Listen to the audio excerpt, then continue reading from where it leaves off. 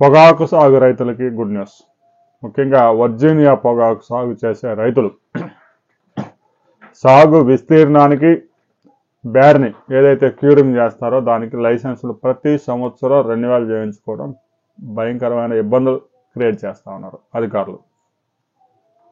దీంతో రాష్ట్ర ప్రభుత్వం కేంద్ర వాణిజ్య శాఖకి ఒక లెటర్ రాసింది.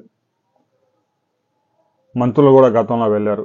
ప్రతి సంవత్సరం వర్జీనియా పొగాకు సాగు చేసే రైతులు ప్రతి సంవత్సరం రెన్యువల్ చేయించుకోవడం, రిజిస్ట్రేషన్ చేయించుకోవడం, నమోదు చేసుకోవడం కార్యక్రమం ఇబ్బందిగా మారింది. దీన్ని కనీసం 3 సంవత్సరాలకు మార్చండి అని విజ్ఞప్తి చేయడం జరిగింది.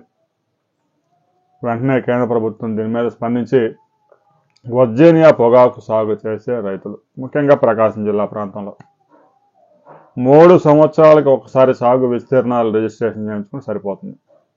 బ్యార్నీ రిజిస్ట్రేషన్ కూడా 3 సంవత్సరాలకు ఒకసారి రెన్యువల్ చేసుకుని సరిపోతుంది.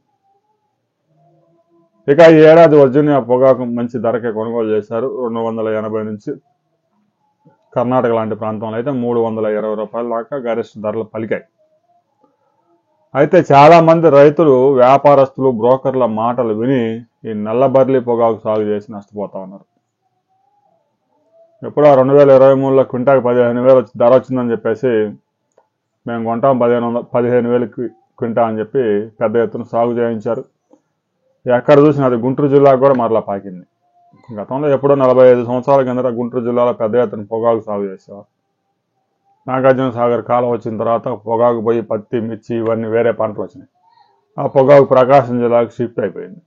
పెద్దగా సాగునీటి సదుపాయాలు కూడా అవసరం లేదు కాబట్టి, పొగాకు వాతావరణం మీద పండుతుంది కాబట్టి ప్రకాశం జిల్లా సెట్ అయిపోయింది. ఇంకా అక్కడ వర్జీనియా పొగాకు ప్రతి సంవత్సరం కేంద్రం ఆర్డర్ ఇచ్చిన మేరకే కొనుగోలు చేసి ఆపేసింది. రైతు సోదరులు కూడా ఆ బ్యార్నీకి 5 ఎకరాలు 6 ఎకరాలు సాగు చేసుకొని ఎక్కువ సాగు చేస్తే అమ్ముకోవడం కష్టం. రాబోయే రోజుల్లో ఈ బర్లీ పొగాకు రైతుల ఇబ్బందులు ఇంకా ఏమైనా అక్కడక్కడ మిగిలిపోయి ఉంటే దాని మీద కూడా మనం మరో వీడియోలో మరిన్ని వివరాలు తెలుసుకుందాం.